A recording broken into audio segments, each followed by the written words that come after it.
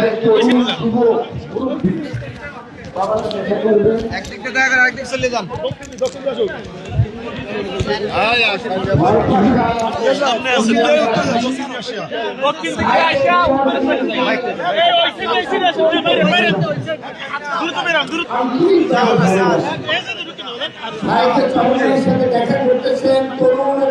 সবাই দেখা করতে পারবেন।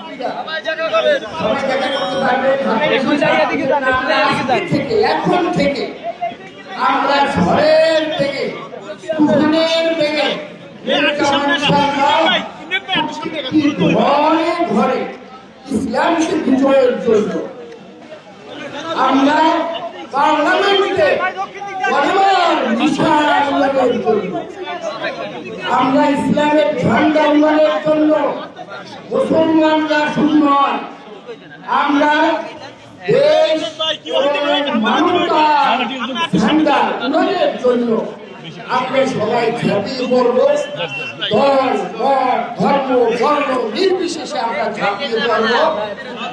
কেহ 3 ঘন্টা সময় দিবেন, এমন আছেন কেহ 6 ঘন্টা 7 ঘন্টা 10 ঘন্টা। আমাদের মধ্যে এমন দায়িত্বশীল কর্মী আছেন যাদের শহীদ ইমেজি জজবা উঠে গেছে, তারা একাত্তরে 16 ঘন্টা সময় দিতেছে এবং দিবেন সামনে।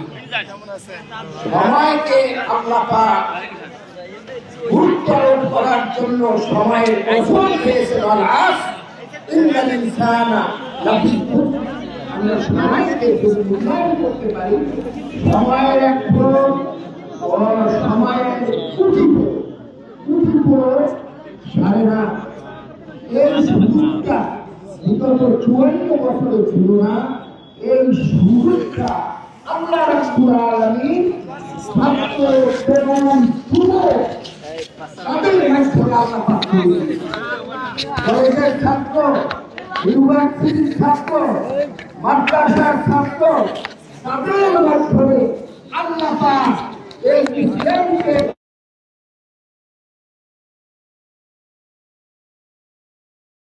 জন্য, ইসলামের বিজয়ের জন্য, ইসলামী হুকুমত প্রতিষ্ঠার জন্য এমন একটি সুন্দর সমাজ আগামী 12 ফেব্রুয়ারি ইনশাআল্লাহ যুদ্ধ হবে, লড়াই হবে।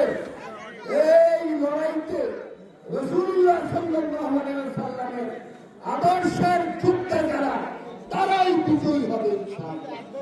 তাই যার যা আছে তারই আপনারা ঝাঁপিয়ে পড়বেন।